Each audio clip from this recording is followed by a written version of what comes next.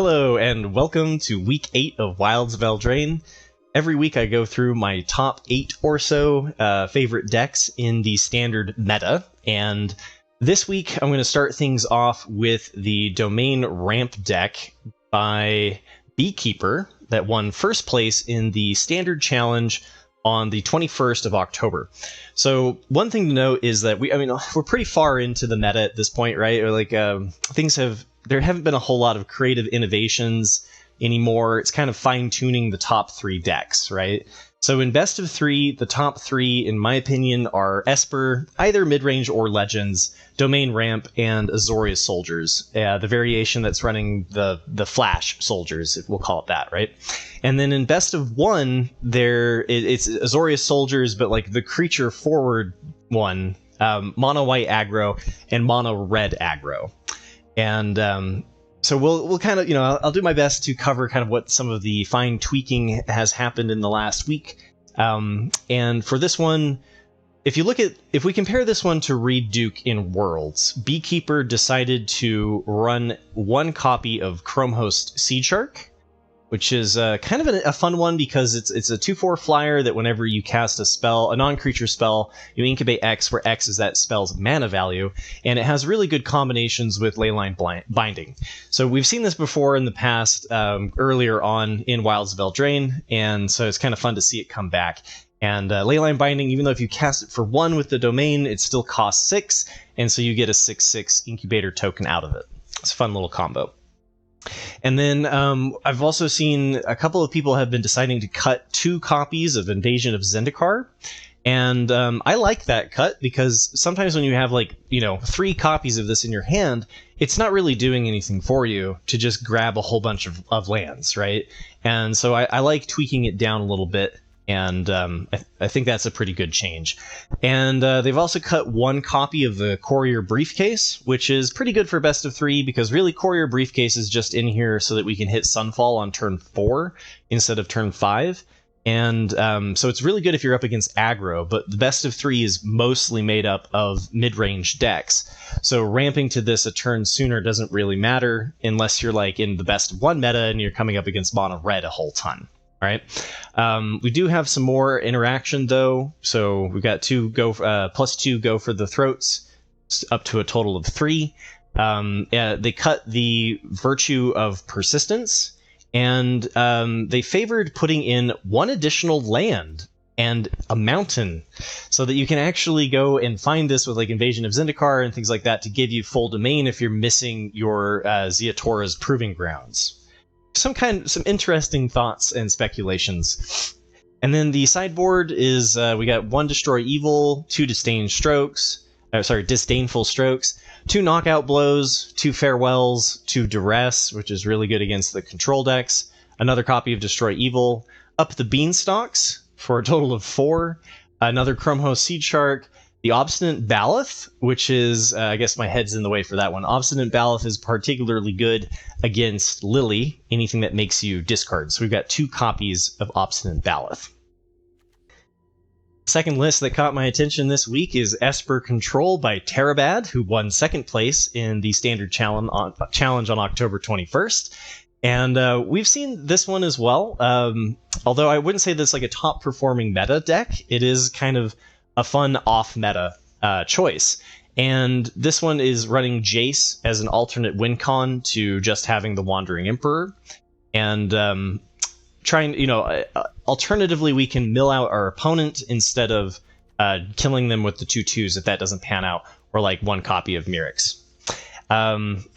So if we look at the Esper control deck that I covered during week 5, you can see that there's a couple of changes. One is the copy of Jace, 1 less cut down, no quick studies, which was being explored temporarily for a short period of time after the release of Wilds of Eldraine.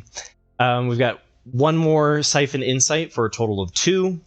We've got a Dissipate up to a total of 3. -1 on the Void Rend, because it can be a little hard to cast sometimes. And then we've got 1 more Sunfall for 3. And then we've got 1 less Farewell, so only 1 Farewell. and then we've gone up an additional land.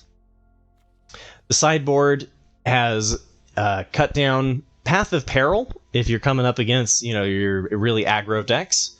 2 more copies of Jace, a Silver Scrutiny for some late game draw, Disdainful Stroke, Fairy Mastermind, Anoint with Affliction, Chromhost Seed Shark, Boonbringer Valk, which is kind of a fun one to see there, and then 2 copies of Shieldred. Not the Apocalypse, just good old big 5-cost Shelly. The third list that caught my attention was a domain list by Jaberwocki, who won first place in the Standard Challenge on October 22nd. And this one is different enough from the one that Beekeeper was running that I think it's very fun to compare the two lists. I probably should have put them back to back for that reason. But oops. Anyway, this one's also deciding to cut 2 copies of Invasion of Zendikar and only run 2. And then we've got 1 more Go for the Throat instead of 3. We're just going for 2 here, so +1 compared to Reed Dukes and Worlds.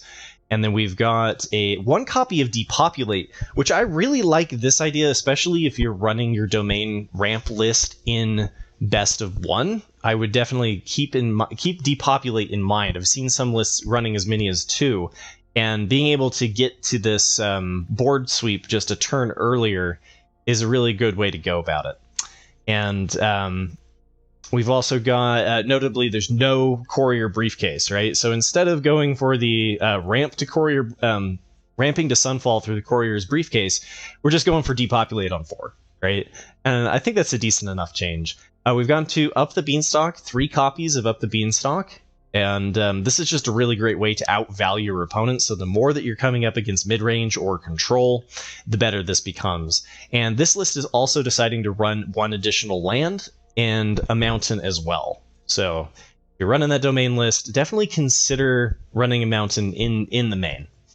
And then for the sideboard, we have 2 copies of Duress, 2 copies of Disdainful Stroke, the second copy of Depopulate, 2 copies of Farewell, 2 Destroy Evils, the 4th copy of Up the Beanstalk, 2 Knockout Blows, Jace, and 2 copies of Obstinate Baloth. So the second place winner of the Standard Challenge on October 22nd was the Esper Midrange deck by the Doc 96. And I'm not going to cover it because it's the exact same list as the one that I covered last week by Mogged. And there was also, last week was a good time to see who actually succeeded during the best of 3 qualifier. And of note, a Esper midrange deck by Berna Stores went 7-0 in the qualifier, and it was the same list as Mogged. So that's definitely a top contender, is the Esper midrange deck that is not running Shelly. And then this one was another one that went 7-0 in the qualifier. This one is an Esper midrange list by Jesse Hampton. And compared to the list that Mogged ran, it is running 1 less Lord Skitter Sewer King, 3 copies of Shieldred, so we're not cutting Shelly. No Fairy Masterminds, so cutting the 4 copies of Fairy Mastermind, as well as the 2 copies of Urtai Resurrected. And we've got 1 less Cut Down, and we're running 1 more Make Disappear for a total of 4. Main boarding the Destroy Evils with 2 copies, and then we have 4 copies of Virtue of Loyalty instead of 2.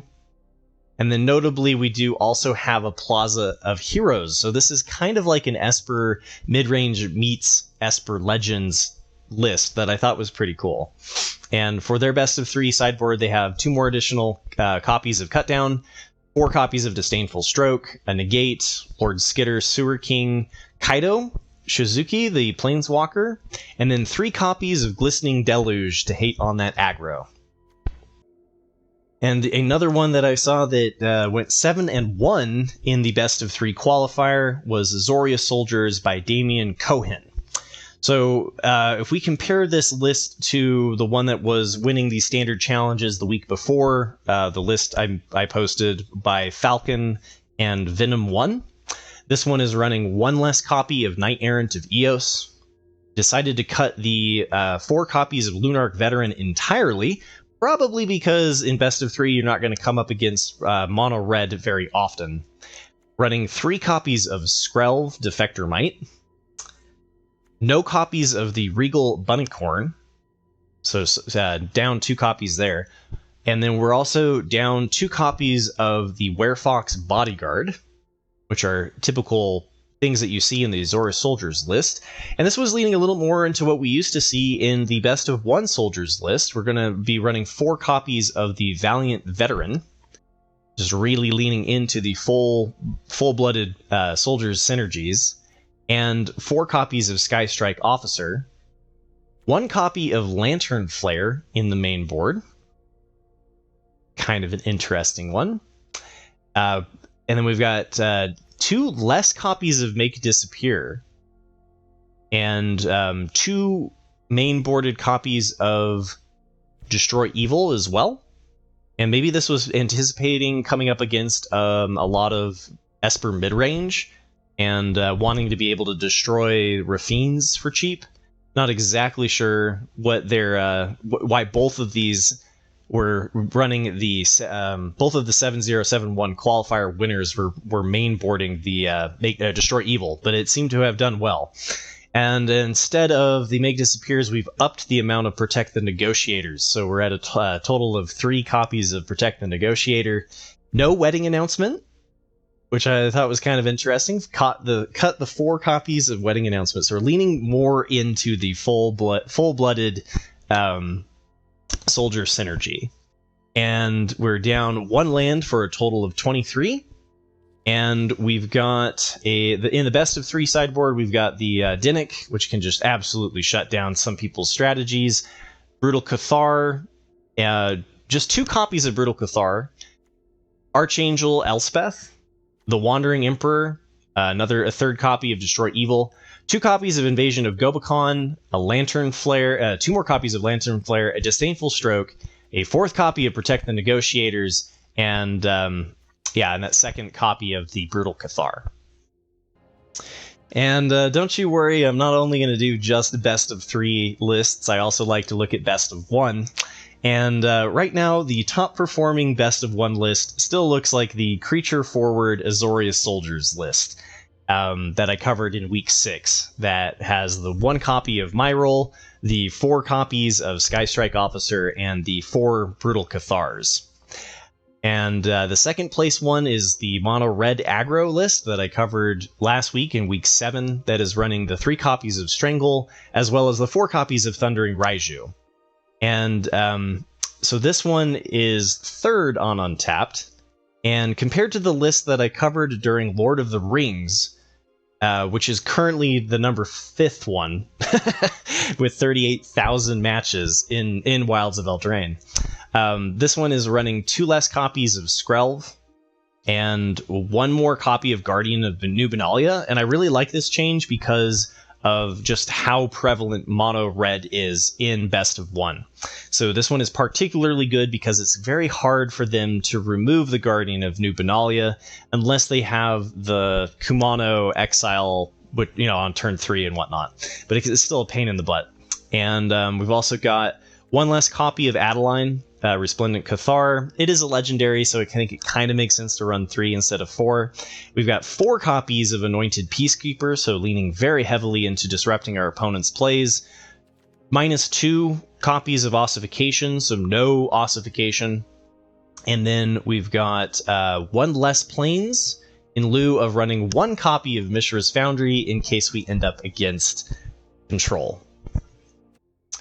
The 7th list of the week is Mono-Red Aggro, and I wanted to give a couple of different takes on it, right? Because, even though the one that has Thundering Raiju and there's 3 copies of Strangle is doing the best on Untapped, it's still not running any copies of any cards from Wilds of Eldraine, which I find completely unacceptable. So, comparing this to the 3 Strangle version, this one is running 2 copies of Phoenix Chick instead of 4. And 3 copies of Bloodthirsty Adversary instead of 4, I think. Oh, yeah. And 4 copies of Charming Scoundrel, which I've really liked this card. And one thing to note is that because it is a cost, well, because it isn't a cost, I should say, because it's an effect, when this comes into play, if you have no cards in hand, you get to discard a card and draw a card. And I've seen, some people have found that to be an interesting, they didn't think that was going to be possible. Like, they thought they had to discard to draw. So just keep that in mind, that it can just be a free card draw later in the game. And then we've got 2 copies of Feldon down from 3. And we've got the 3 copies of Godric, which I absolutely love this. Being able to play Kumano on 1 and then Godric on 3. Kumano resolves on turn 3, so Godric comes in with Celebration already, and is just absolutely a beating. We've got 1 less copy of Squee, Dubious Monarch, no copies of Thundering Raiju, no copies of Strangle. We've got 2 copies of Nahiri's Warcrafting, which some people have been wondering about whether or not this is, or at least I've been wondering if this is superior to the Witchstalker's Frenzy. And I think they both have like ups and downs, right? Like Nahiri's Warcrafting does help you find another land and get to 4 lands, but we don't have anything in our deck that costs 4, right? So like the dig on Nahiri's Warcrafting though can definitely play out well enough, and I think is slightly better than the Witchstalker's Frenzy. But if you don't have Nahiri's Warcrafting, Witchstalker's Frenzy is definitely something to think about replacing it with. And then we've got 3 copies of Monstrous Rage, which I really have liked this card, especially against the Esper midrange deck or any black deck running Cut Down. Being able to respond with Monstrous Rage and change its stats outside of that has just been an absolutely great response. And then we're running 2 less mountains for 2 more copies of Mishra's Foundry. All right, and the 8th and final deck for week 8 of Wilds of Eldraine is another mono-red aggro list, and compared to the previous list with the one that I just showed you, try to keep things as complicated as possible, right? So this one is running the 4 copies of Bloodthirsty Adversary, going full in on that one, and this one's running 2 copies of Shivan Devastator, which I really like this one with Invasion of Tarkir, where you get some like synergies for having dragons, and we've seen that a couple of times in the mono-red lists. But this one is deciding not to do the Invasion of Tarkir and just run Shivan Devastator as a creature that's always going to be on curve. And one of the things it does combo with Godric, because it gives all of your dragons +1, or it gives you all of your dragons get fire breathing and get the ability. So if Godric ends up dying, you can still end up pumping your Shivan Devastator. So I think there's some fun synergies to look there. This one decided to cut all 3 copies of Monstrous Rage and the 2 copies of Nahiri's Warcrafting, and is leaning more into the Witchstalker Frenzy, 2 copies of Witchstalker's Frenzy, and then we're running 1 less Mishra's Foundry for an additional copy of Sokenzan, which is really nice to do as a turn 4 play after playing Godric if you have enough lands, if you're, flooding out a little bit. So remember to hit like and subscribe for weekly Magic the Gathering content, and next week we'll be taking a quick little break. We're kind of coming to the end of the Wilds of Eldraine standard meta anyway. As you can see, it's a lot of repetition and fine-tuning here and there. So next week I will be going over the new spoilers for the next Magic the Gathering set, which I should totally know the name of. The Caverns of Ixalan, the Lost Caverns of Ixalan, I think. Anyway, so look for that next weekend. I will be doing my best to give you my first impressions and kind of just a rundown of what to expect to help everybody get ready for playing in pre-release. So take care, everybody, and maybe I'll see you on the ladder.